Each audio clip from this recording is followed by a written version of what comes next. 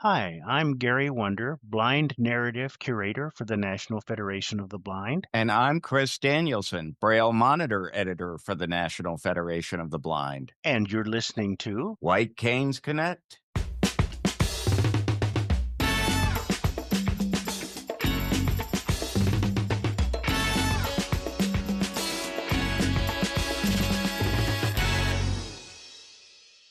Hey there, PA Federationists. Welcome to another episode of White Canes Connect, presented by the National Federation of the Blind of Pennsylvania. My name is David Goldstein. I am the first vice president of the NFB of Pennsylvania, and joining me today, as always, is White Canes Connect creator and co-host Lisa Bryant. Lisa, how are you today? I am good, David. And I always like when we can bring on folks from national just to kind of remind the rest of the world, even that, yes, we are the National Federation of the Blind of PA, but we are connected to an even larger organization. So both Chris Danielsen and Gary Wunder have been with the Federation for decades, a wealth of experience and knowledge. Both of them, I guess you could say, fall under that communications umbrella. And it was just great talking to them and learning about this wonderful new project that Gary is now spearheading, but also how we on the more local level, how the national team can support our local efforts. It really was both with events that we're doing. So if your chapter is doing something, I'm talking to you, Greater Lehigh Valley, get the word out to them in Baltimore, whether it's to promote it on the front end or to post about how you did with your Dancing in the Dark event, and other chapters around the country and other affiliates maybe for that matter will want to do and replicate what you've done, because what you've done there with that event is just outstanding. So that, again, a great wealth of information we got from Chris and Gary. And on the flip side, with the oral history project, but with that, it's important that if you've got something, it's a shame, Lisa. I'm willing to bet that both Pat and Buck had some great stories and some great Mhm. information that they could have passed along. We don't want to lose that, like Gary said, when is it too late? I remember back, a friend of mine told me to do video interviews of my dad, who was a World War II veteran, was a POW and for about 13 months. And I heard the stories millions of times and can almost recite half of them at this point, but I didn't get them in his words. So when is the right point for that to happen? And I missed that opportunity. So if you have something, Chuck Morgenstern is another good example with some things that might have been good to get from him. And he's, of course, passed away within the last few months. So don't hold back. Get in contact with the folks down there. Again, the best email, communication@nfb.org. Chris and Gary will give you their other information as we go through the interview. So if you want to email them straight away, you can do that. But again, a great episode, Lisa. Yes. So without further ado, let's listen to Gary Wunder and Chris Danielsen. Names I'm sure many of the Federationists have heard many, many times, but you'll get to hear the voices behind those names.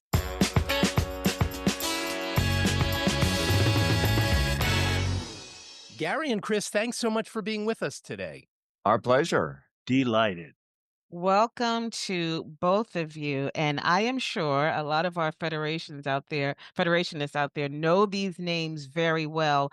But in a moment, we will get to hear a little more about you and what you're doing at the Federation. I know some roles have changed, which is very exciting news. Why don't we start with you, Gary? Everyone, well, not everyone, but a lot of us who have been in the Federation for a while know that name and associate your name with the Braille Monitor. And we'll give you a chance to talk about that. But first, tell us, when did you first come to the Federation, and what over the many years have you done besides being editor of the Braille Monitor? Well, I came to the Federation when I was 16 years old, and I wasn't looking to what I could give, but what I could get. Mm. And they promised me coffee and donuts and to get to look at a guide dog. And so that's what got me into this great work for civil rights, Uh-huh. completely selfish. I'm 69 now, so you can figure out how long it's been that I've been in the Federation. Yeah. I'm the father of four, the grandfather of four. Again, a Federationist since 1972, and I'm now living the life I want. I have been a worker in a sheltered workshop, a computer programmer, and I edited the Braille Monitor for 14 years. And now I'm in a position that is called a Blind Narrative Curator, and we can get into what all those We functions may mean. Yeah, we will. And just remind me maybe of where are you located, Harry? I live in Columbia, Missouri. Okay. So Chris, also another veteran. When did you come to the Federation and what have you done over the many years within the organization? So I came to the Federation as a student originally in 1989. I was invited to a state convention. I was just invited by some friends of mine, and it happened to be that I was in Columbia, South Carolina, and I was at a program for blind teens at the South Carolina Commission for the Blind. Normally, we went home for the weekend, but these friends of mine said, well, the state convention of the National Federation of the Blind of South Carolina is this weekend, so why don't you come? Hmm. And so I did. I had no hotel reservation or anything. I just figured I would crash somewhere, and I did find a place to crash. And I had a great time, and I joined the student division. And then a couple of years later, I got much more involved when I went to my first national convention in New Orleans. So excited to be going back to New Orleans this summer for the fourth time. And I was a scholarship finalist at that time. In fact, Gary was the person who called me to let me know that I was a scholarship finalist. He Oh, was the member wonderful. of the scholarship committee who called me to let me know that. So I came to the convention, and because of the convention and some things that I learned there and that happened there, I decided to go for training at the Louisiana Center for the Blind. And I came out of that a full-fledged federationist. And I went back to South Carolina, went to law school, tried practicing law for a few years, didn't really enjoy it, and finally took a job in communications with the what's now the NFB Jernigan Institute in Baltimore. And so moved from South Carolina to Baltimore and have been here since 2003. So for over 21 years now. Moved here in September of 2003 and have done various communications jobs. But when Gary decided, and it's important to me that you know this, when Gary decided that he was ready to transition out of the outstanding job that he had been doing editing the Braille Monitor, I became the Braille Monitor editor. And I'm thankful for that privilege, and I'm thankful to the friendship and mentorship of Gary Wunder over the past year and a half or so to get me ready to step into the role. So officially you became editor when? Officially in January. So Gary, this is quite the news because as I said, at least for me, and I think quite a few other people, we just associate you as the face, name, and all of that brand of the monitor. Tell us a little bit about the monitor's history, because we have, at least in our chapter, we have several new people who may not know its background and even how they can support or participate with the monitor. So first, let's start out with a little bit of the background, and then maybe you can even tell us why you wanted to transition and what this new project is that you're taking on. The Braille Monitor was started in 1957.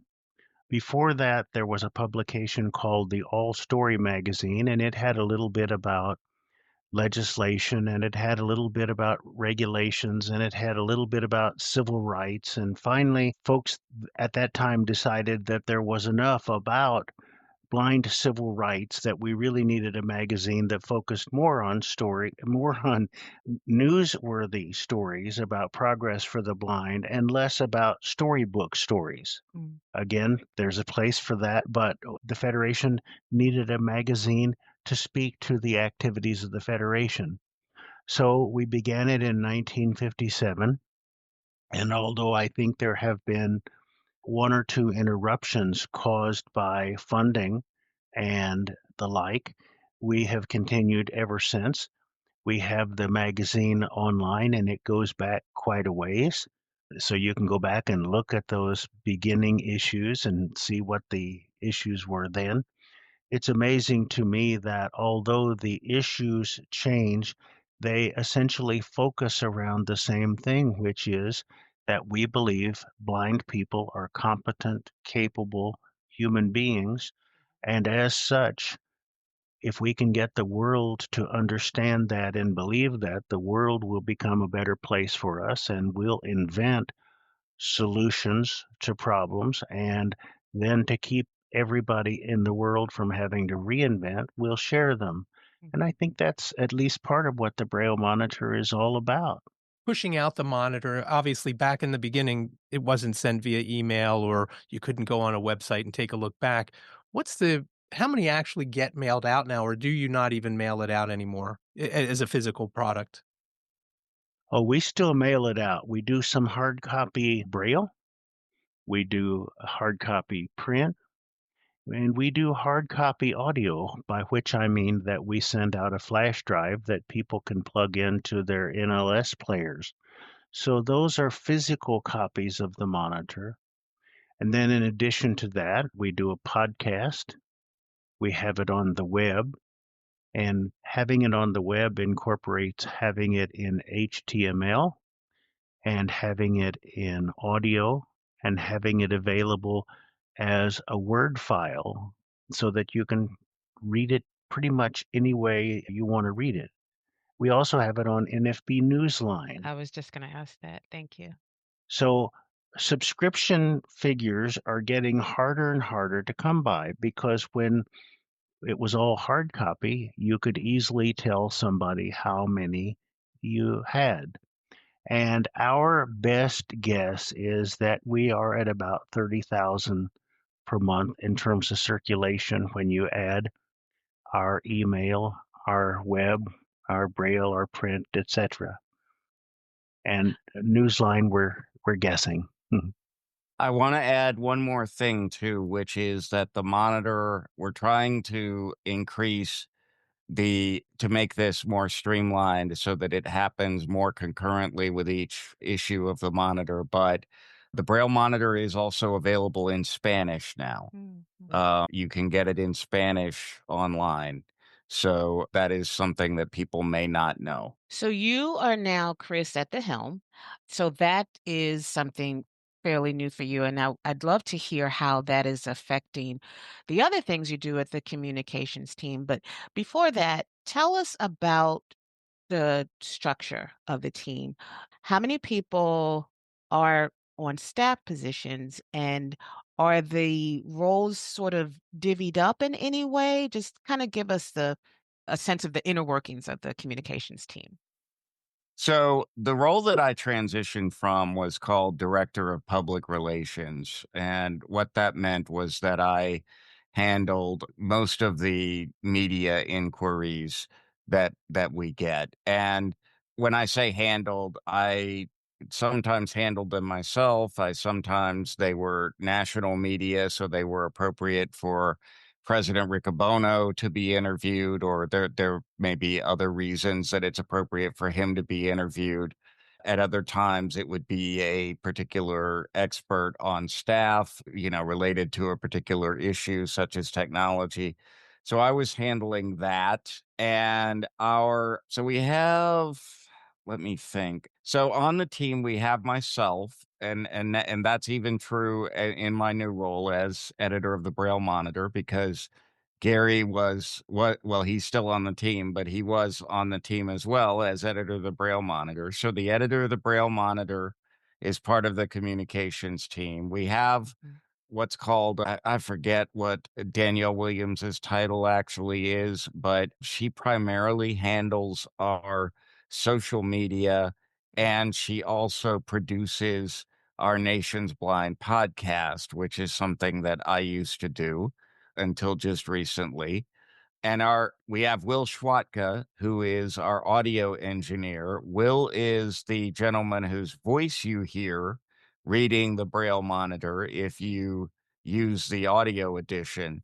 But Will does much more than that. He's actually our AV manager, our audio visual manager, and he is somebody that a lot of people don't know, but everybody should know because he does really heroic work in making all of our audio and video products, including things like the presidential release live, look and sound as good as they do. And he's quite adept at a number of things. Mhm. So, and we have Aaron Rodney, who is our web lead.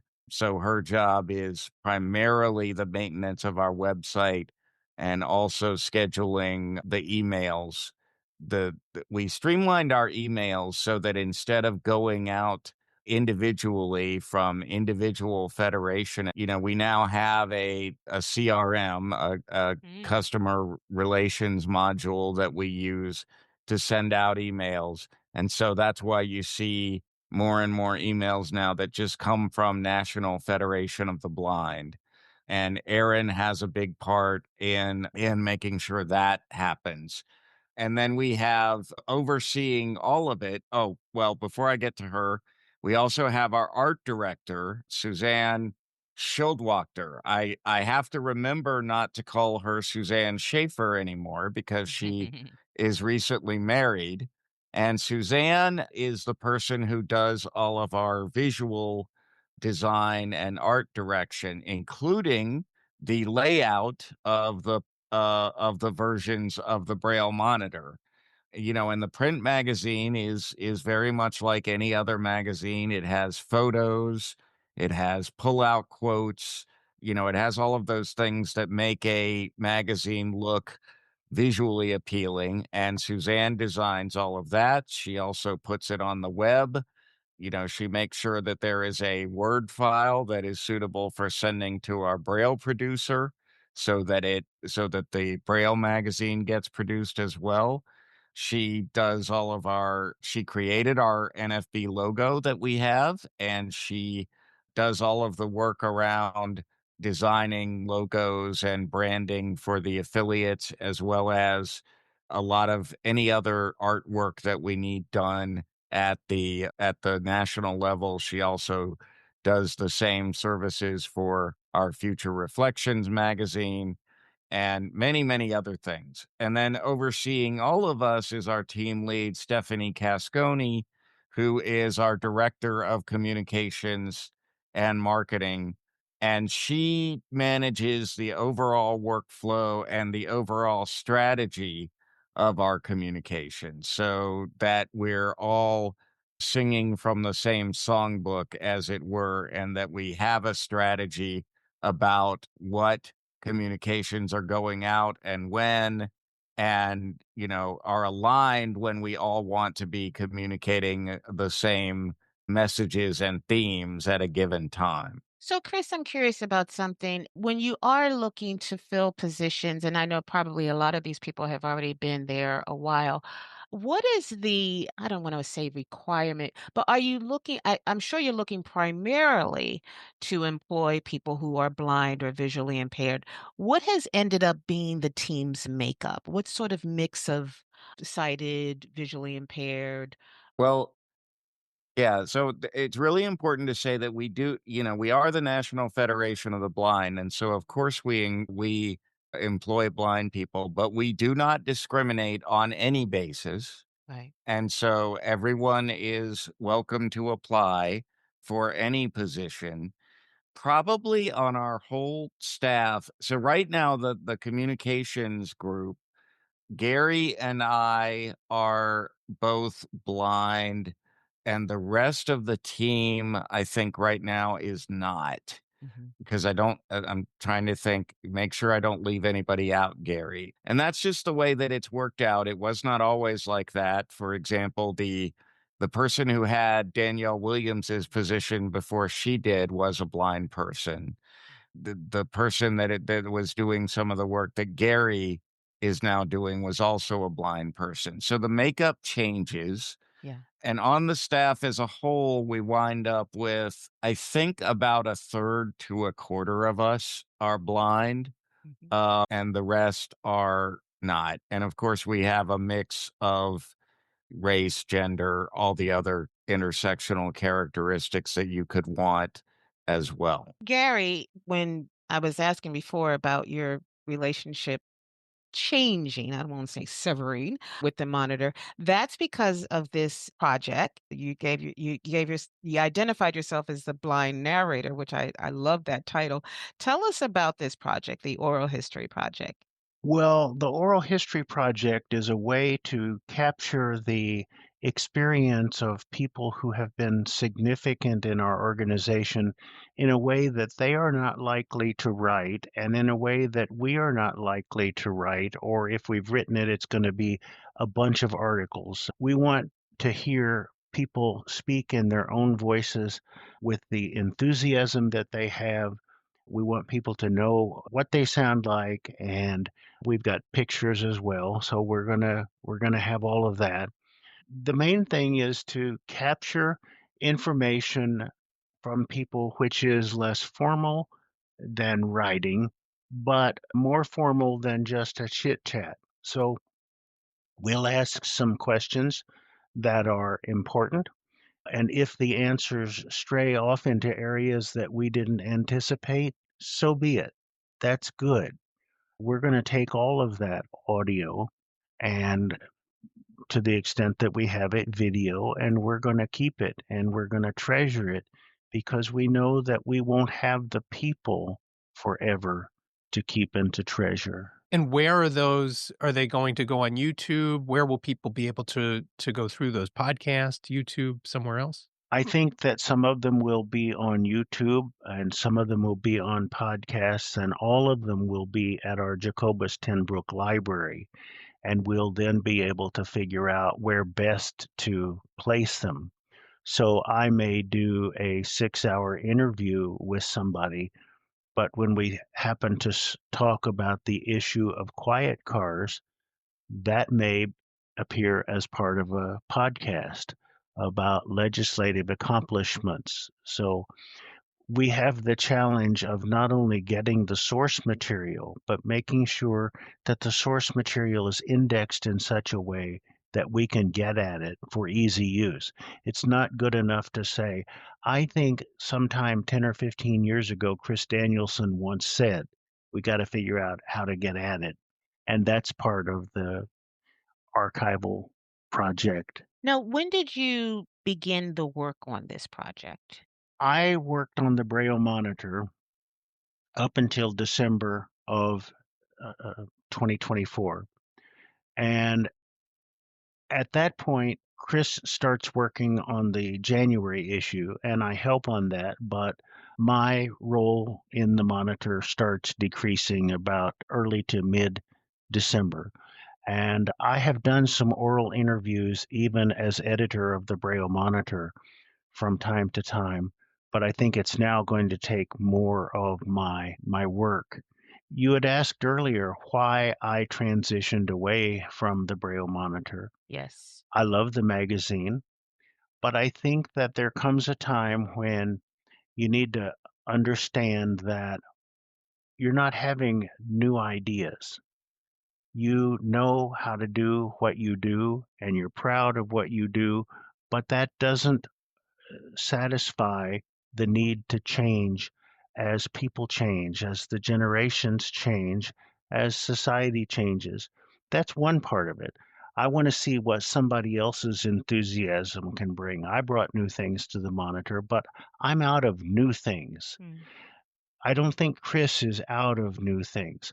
The other thing is, quite frankly, I wanted to transition away from the Braille monitor before somebody had to politely tell me, I believe you should. Beat them to the punch, huh?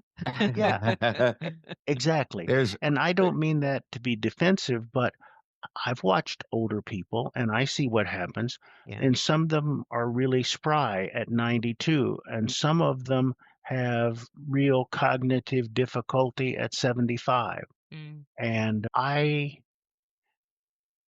to the extent that anybody can control the shots in their life, I want to control some of the important ones.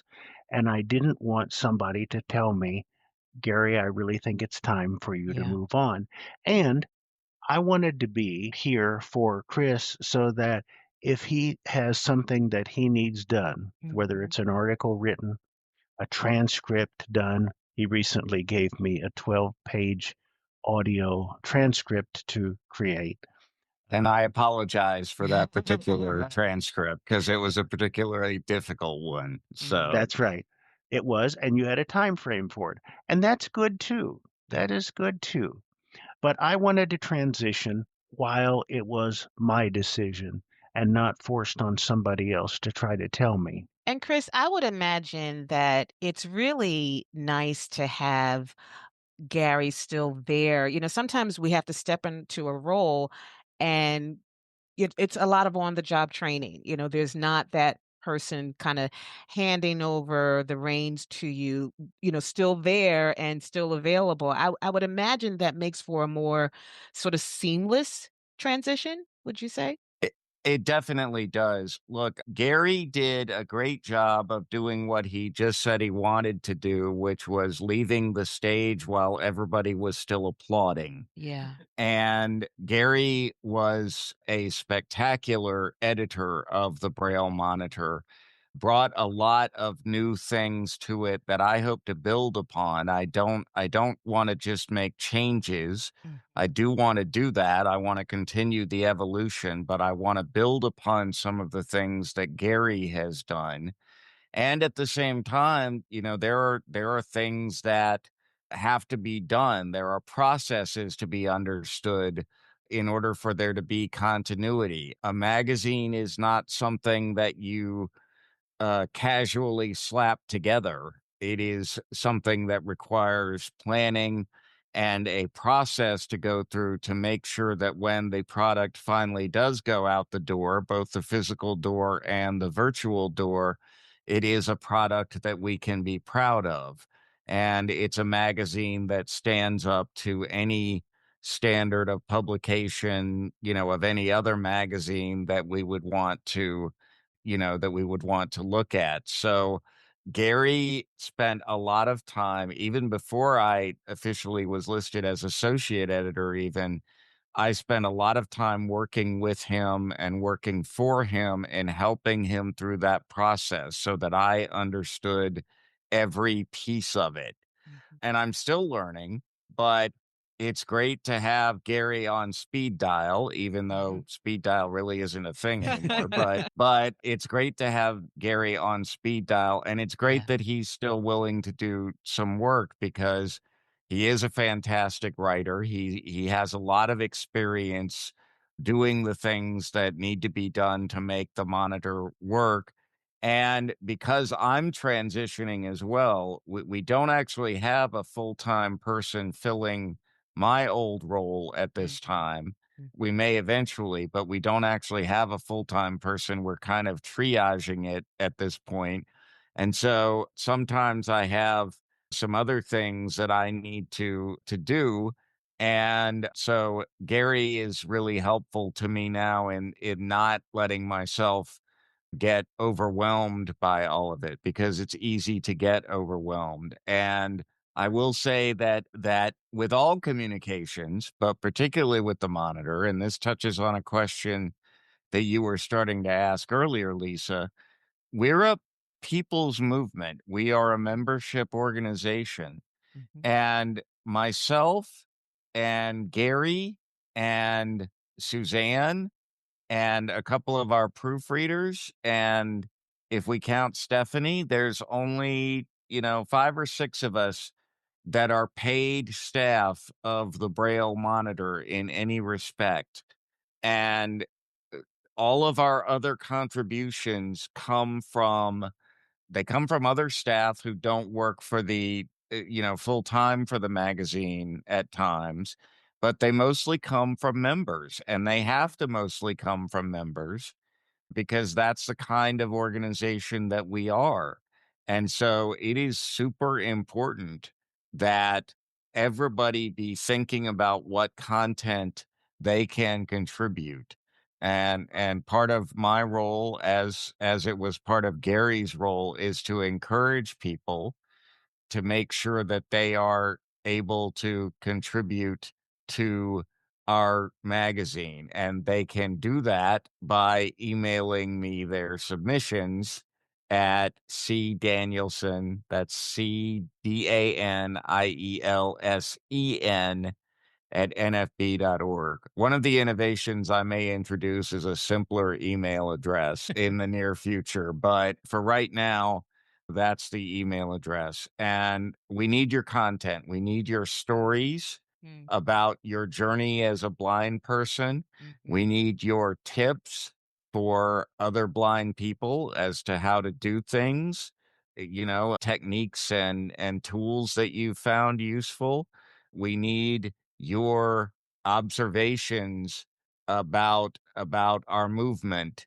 We need reports of the things that your affiliates or chapters or divisions have done. We need all of those things to make our magazine.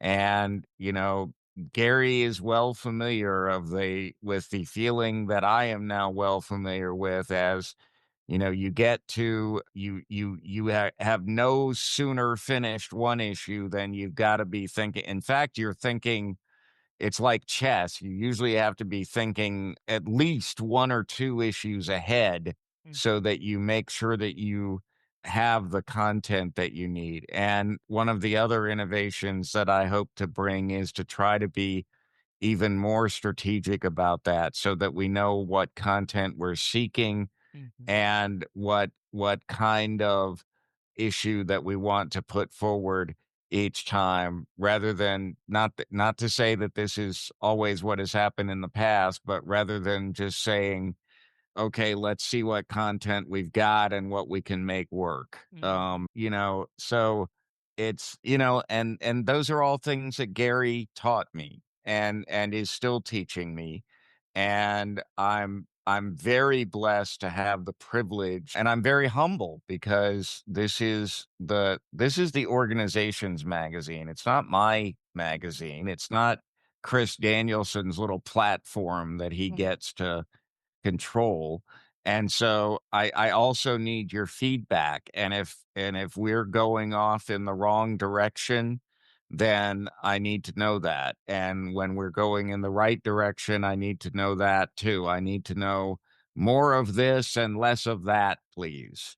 So those are all things that are critically important in my new role. Let's talk about submissions for a minute. When you were asking, obviously, if it's a tip, you're not going to have any kind of lengthy type of article or post. But what are you looking for when you say, give me an article? Are you looking for a specific word count? You mentioned maybe somebody that did something Christmas this year you can hold for Christmas next year. What are you looking for when you're asking for submissions? I'm looking for anything that people want to write. And as far as a specific word count, I get this a lot. And a lot of publications do have specific word counts. We have not, in the Braille Monitor, really gone with that approach. I will say that maybe I'll see if Gary even agrees with this. I'm kind of going out on a limb here. For most articles, if you're writing, we always say as long as you can keep it interesting, it can be as long as you want. But I think for a lot of magazine length articles, if you're writing over 1,500 or 2,000 words, you maybe need to start thinking about how much you're writing. Now, having said that, we have published 5,000 word pieces. I wrote the convention roundup. I think that wound up being like 15,000 words or something like that. That's for the convention issue, which is always a big issue, always what we call a double issue. The monitor's only actually published 11 times a year, not 12. So, because we publish an August, September issue. And so sometimes you have you have those longer pieces, and those are great as long as you break them up a little bit. One of the things we've really started to do is try to break things up a little bit more with subheadings and so forth. But the other piece is you gotta keep it interesting for the whole, you gotta keep the reader engaged. And that's really the test. So, and we are thinking about, we have the monitor miniatures for shorter content. We also don't expect everybody to be, people tell us often, I want to contribute to the monitor, but I'm not a good writer. If you've got something to say and you don't feel comfortable write it, I will interview you so that you can say it. Or Gary will, and we will make it into an article. Or you can write your idea in a few words and we'll help expand it into an article. Or, to your point about tips, David, maybe they get incorporated into a larger article that has, multiple contributors. One of the, we've done that before. We've done pieces that are essentially, people have sent stuff in and we've sort of put together a from the mail basket piece or whatever and kind of combined all those things together. So we're open to doing all of that to make a full issue. Gary, do you have any strong disagreements with anything that I just said? No, unfortunately, I probably would come closer to making something for Instagram if I had some terrible thing to say. But I agree with what you said. I think there is a tremendous covenant that we have, a promise between the editor and staff of the Braille Monitor and those people who write, which is if you think that you have a certain weakness and that keeps you from writing, we promise to help you work around that weakness.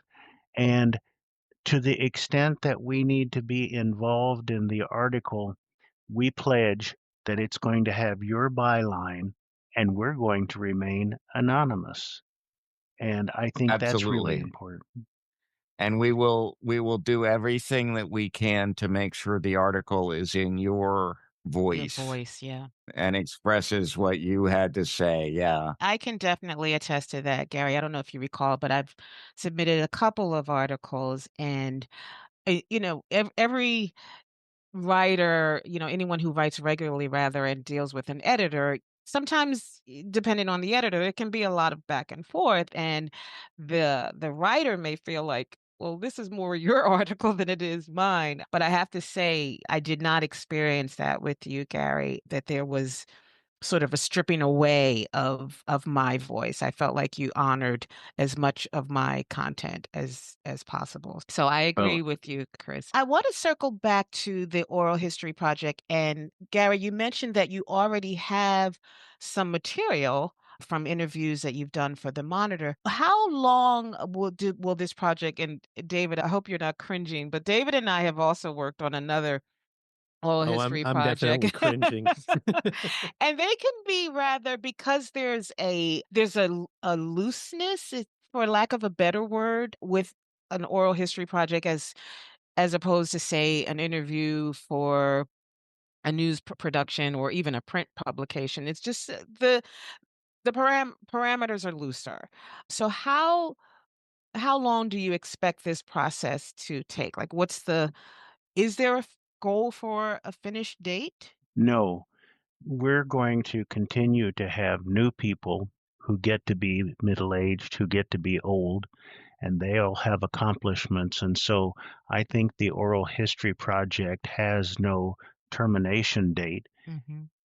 Even though I'm going to have a termination date, I don't know what that will be. It'll extend long beyond me, and it is extended way before me. I think we've been doing oral histories for more than a quarter of a century now, sometimes with a frenetic pace and sometimes not so much. We're trying to formalize the program a little bit. And what is really difficult is when we've realized that we've waited a little too late to Mm, do an interview. yeah, When somebody is still with us, but they are not cognitively with us. right. So, one of our real issues is how do you prioritize when you're going to do these interviews. Now, you can't be 100% right all the time. Somebody can decide that I am 69 and therefore they ought to deal with somebody who's 77 before they get to me. And when I die of a heart attack tomorrow, they made the wrong decision, right? So who knows?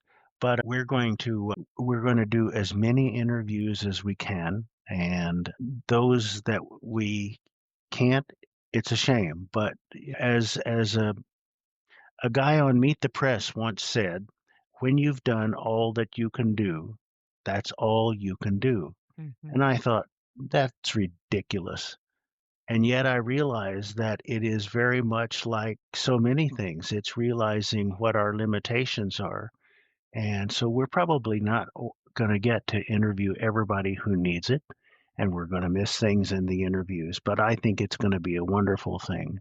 When it comes to capturing those voices and, just having that sort of living legacy around, do you so let's say you're interviewing someone and they're recalling events, in the 40s, 50s, 60s. Are you fact checking or are you just sort of letting that person share their version of history? I think we're letting them share their version of history. And if we need to write something or do an addendum to say that was this person's point of view, but in fact, the woman that he didn't like actually was a great Federationist in her own right, and she did this, that, and the other thing. We'll try to do that. But we won't try to edit it or dispute with them, and we'll try not to cut it out unless it involves some real profane or objectionable material.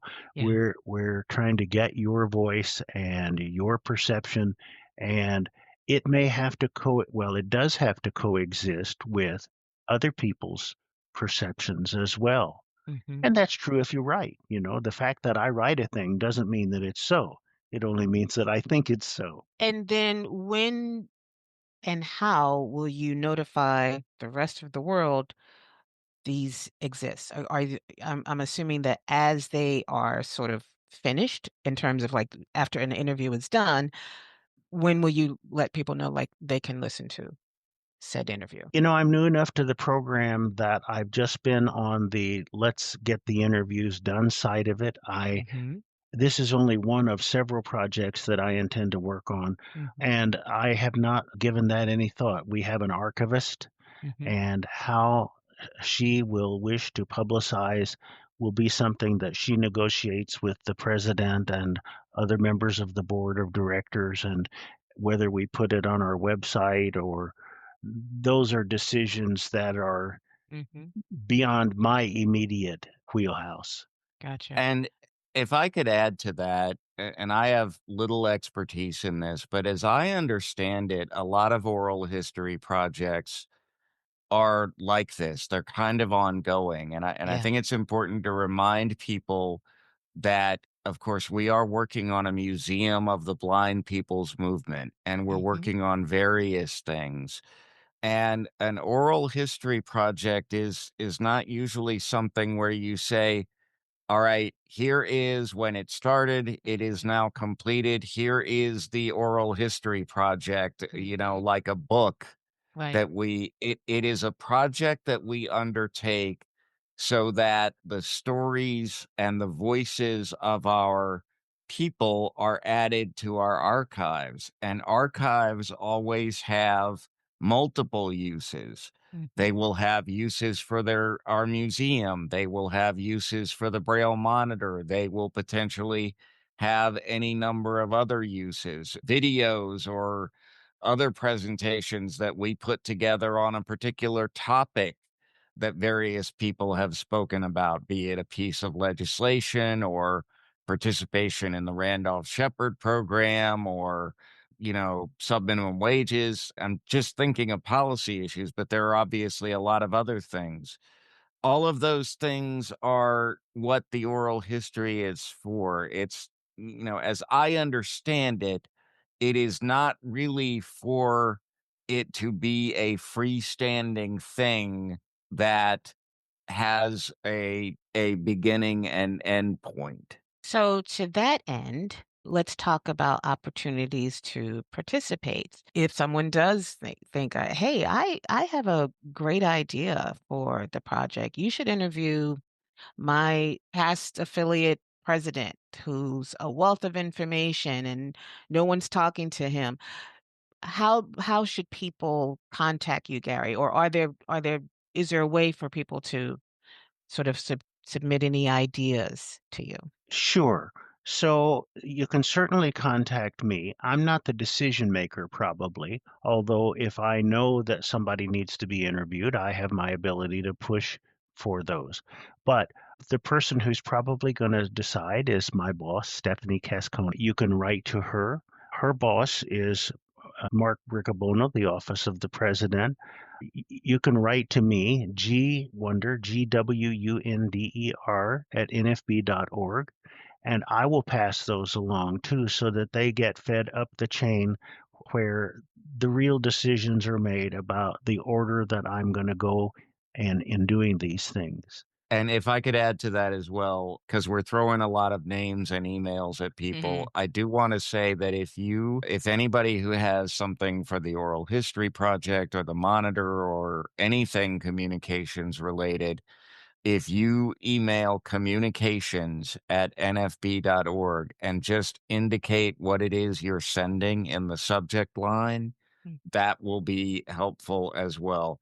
And I say that not to take away from any of our bailiwicks and not to say that you can't communicate directly with us, but just because I know we're throwing a lot at people. And so if you don't remember anything else and haven't been taking notes or don't rewind this podcast to take notes, communications@nfb.org and a clear subject line will go a long way toward getting you there. Again, talking about opportunities, you mentioned submissions are needed. You need content. What do people need to know about deadlines for submissions or the best way to make sure and I know there's a lot of freedom, but what do people need to know about the timeliness of a submission and what you're really at the heart looking for? Okay, so as far as deadlines, that's the easiest question to answer. If you've got something that you feel really needs to be said in the very next issue of the Braille Monitor that comes out, which at this point will be the March 2025 issue. See, I got the year right this time. Then you actually need to get it to me the no later than, let's put the longer I have with it, the better, but I would say no later than the first of the month before you would like to see it published. Okay. So for March 2025, no later than February 1st. Now, if you're not as picky about what issue it goes in and certain submissions like technology reviews or philosophical things that are going to be more evergreen, you have a little bit more flexibility and you get them to me when you get them to me and we talk about when I'll be able to actually get them into the publication. As far as what we're looking for, I part of the humility of this job is I don't want to say that I already understand every type of article that can be written for the Braille Monitor. So you may have a great idea that I've never thought of, but what I will say is all the things that I've mentioned before, plus even, and I can say this because I've talked to the president about it, if you have strong opinions as to what we're doing as a movement and whether and how we should do it differently, share those too, as well as your stories, as well as your I've discovered this life hack as a blind person that I would like to share, as well as your personal histories, as well as your tributes to other leaders. Gary has actually submitted a beautiful tribute to former Missouri President Tom Stevens, who just recently passed away. Those kinds of things are appropriate. And the person doesn't have to have died. Mhm. If you think there is an unsung hero of the Mhm. Federation that you want to talk about, then please get that person's permission, so that you're not, or at least let them know what you're doing so that you're not potentially putting somebody's name out there when they don't want it to be. And please do your best to make sure that what you say is completely accurate. But all of those things are critical for the type of content we want. I think it would be easier to say the content that we don't want, which is if you have a thought about a subject, but it doesn't specifically relate to our movement or to blindness, then maybe we're not the publication. If you have fiction, we have published fiction from time to time. But if you are a writer of short stories and you are looking for a place to submit your latest science fiction piece, we're probably not it, Mhm. unless somehow it relates to being a blind person. But it's almost easier to, we'll consider a lot. Two other questions about opportunities. Are there any positions available within the communications team right now? I don't know about our team in particular in terms of job postings we have, but I will say that there is on nfb.org, there is a link that says careers. Mhm. And so you can always go to that to see what the latest job postings are. And then how does the team support chapters, affiliates locally? I'll be honest with you, I didn't realize until this last convention, I sat in on the communications team meeting or at the convention, that there are ways that we could be notifying the team of maybe not so much fundraising events, but there are ways that you can help support us get the word out about. We started. Actually, you know what? Now that I recall, that was when we interviewed President Riccobono. That was Yeah. for celebrating our 100th episode. And he reminded us, like, make sure that you send the links to the team so we could further, get the word out and help you with advancing awareness of what you're doing. So what ways can you support chapters and affiliates? One of the ways that we can support is to figure out all of the cool things that are going on and make sure that whether they originate from our team or from our staff or from our board of directors nationally, they get recognized. So we should advertise your podcast in addition to the the performing arts division has a good podcast. The student division of our organization has a good podcast. Of course, it's easy for us to support Access On and to advertise it and the Nation's Blind and all kinds of things. But let us know about those. And if you have a newsletter, let us know about those. If there are great events that are happening, we'll want to know about those, whether they get into the Monitor, whether they get into the Nation's Blind podcast, or whether we simply take something you have and advertise it and give a link. Absolutely. As a matter of fact, feel free to send your newsletters if they're available by email because, we reprint quite a bit of content from different affiliate publications and newsletters and so forth in the Braille Monitor and in other communications. And I would also add to what Gary said that in addition to promoting your podcasts and your own communications, please remember that if you have an event coming up or you have a legislative issue that is of concern to you, even if it's at the affiliate level, it doesn't rise to a national, but you need to get the word out across your state affiliate, a call to action or whatever, or you want the media in your area alerted that you're going to have a protest about something or a legislative action or a bill that you support, we can help with that. We have resources to help you with your media outreach and all of those things. And we can advise on strategy and help you make sure that those things happen. Our art director can design things for you or approve designs. So if you are, because we do have brand standards, they're on the website at nfb.org/brand, so you can consult those.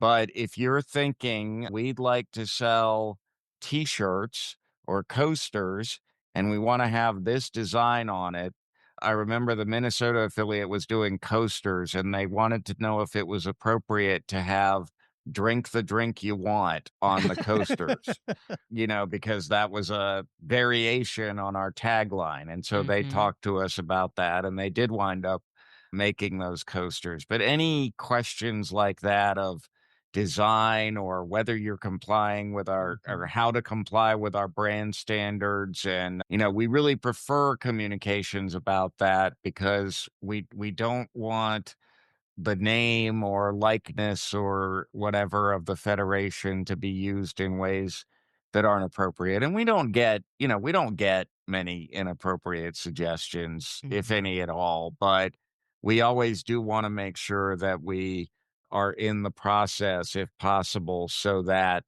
we do have consistency across the President Riccobono has been talking a lot about consistency lately. So we want to have consistency in branding and communications as much as we can. That is really good to know because I don't know why I assumed that when it came to announcing events that that was not so much encouraged to send, but what you had said earlier about communications.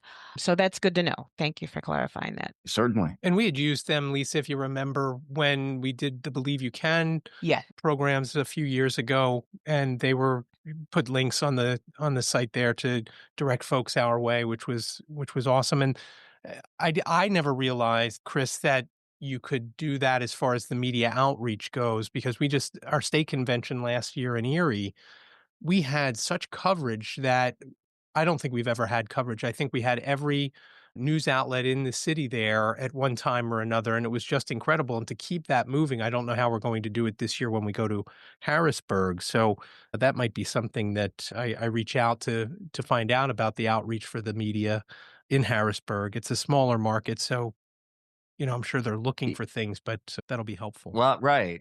Well, your first, you should, if you have a local chapter there, they will know something about their local media. And so that's always the best resource because media is like everything else these days. It's about relationships. Yeah. And it's more and more about relationships because the old ways of distributing news are not as effective and not as much consumed by people as they used to be. So really finding ways to get the word out is sometimes a challenge, but what we can do, if you don't have any other way to get the information, we can help you identify all the media outlets in a given market, give you Mm. some idea of which ones are the most prominent and how to get in touch with them. And we can also, look for, because we get reports of mentions of the National Federation of the Blind across the country. So maybe some of those reporters who wrote about the convention in Erie would also like to write about what's going on in Harrisburg, Mhm. and we can find those and we can help you make sure that you reconnect with those folks.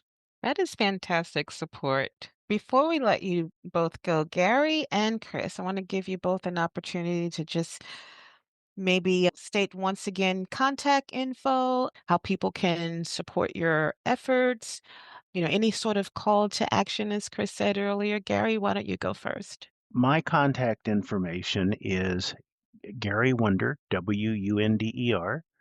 My email address is gwunder@nfb.org.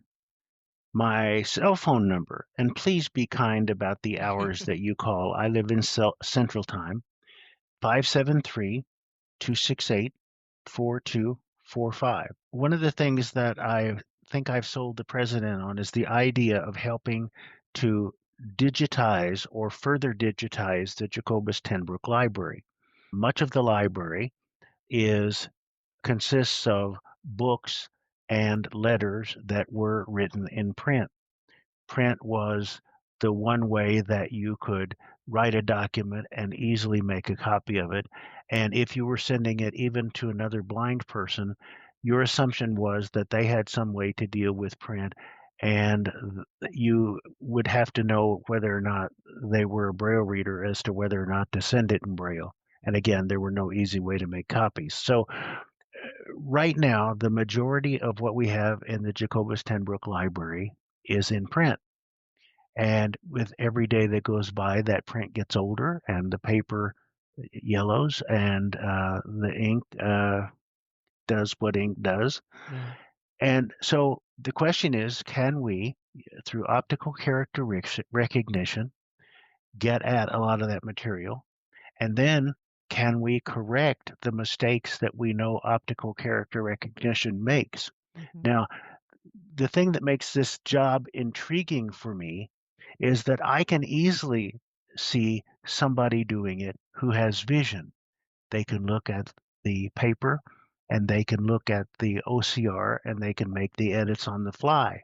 I'm a totally blind guy. Right. How might I do it?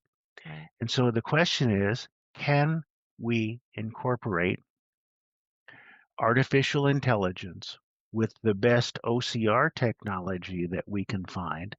And if it's able to understand some context, can it help us make great strides in digitizing the library so that you can get at it either online or when you visit without having to bring a person along to do the reading for you? Now, it might flop, but how do we know until we try?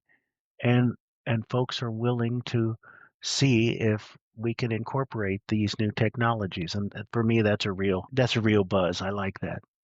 So people can contact you regarding that, and they can also contact you if they have a suggestion for an interview for the oral history recording. Yeah. Chris, why don't you tell us how people can contact you?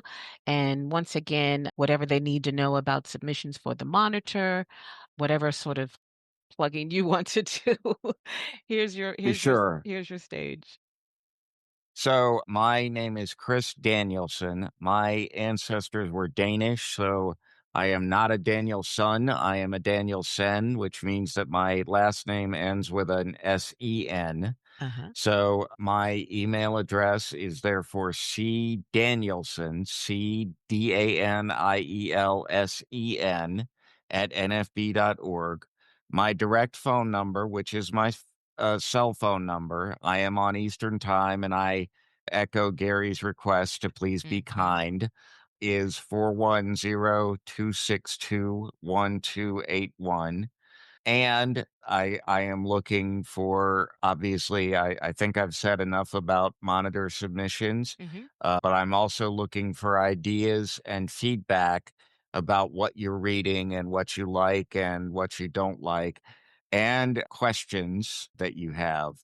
So, and I still am doing some of the public relations work, and I have a lot of experience in that area. So, any questions that you have about that, you can reach out to me as well. Chris, Gary, it has been delightful having both of you. Just honored to have you share all of your many years of experience with the Federation. So glad that you're still very vibrant contributors to the movement. And thank you for your time today. It's wonderful to be given the opportunity and to know that people care. I love it. And I hope that my contribution will mean that other people feel inspired to make their contributions so that this continues way beyond me. What he said.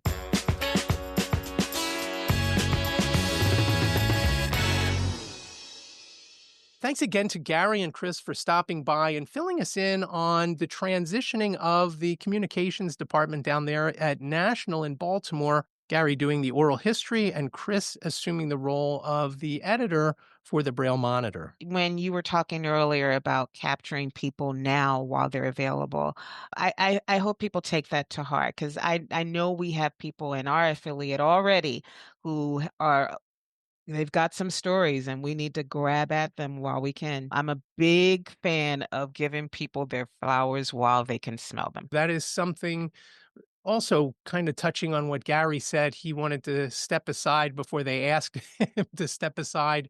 And that also benefits Chris because now he has someone to lean on. It's not like Yeah, he's jumping into that position saying, "Oh, I wonder what I right. should do now." And obviously Chris is a smart guy. He's going to be able to figure it out, but to have somebody there to bounce an idea off of, "Hey, I was thinking, I know you never did it this way, but what do you think about this?" And it's just a great thing to have. And as far as whether it's Braille Monitor or the Oral History Project, to have, like you say, Lisa, somebody get the recognition Mhm. while they are still around to listen to it would just be an outstanding thing. So we hope you will follow up with either Gary or Chris. Make sure those stories, those voices are captured. And as Chris said, they're always looking for content. So there are many ways that we could help them to help us. Absolutely. And if you have any ideas and you want to run them by us, reach out to us first. You can give us a call, 267-338-4495. You've got up to 3 minutes, so you can't leave the entire oral history you want to give on that voicemail. But again, 267-338-4495, 3 minutes. Please leave your name and town if you do leave a voicemail. And you can also email us. The email address is whitecanesconnect@gmail.com. Another great episode, Lisa. I think so too. Thanks, David. Thanks for listening, everyone. Take care.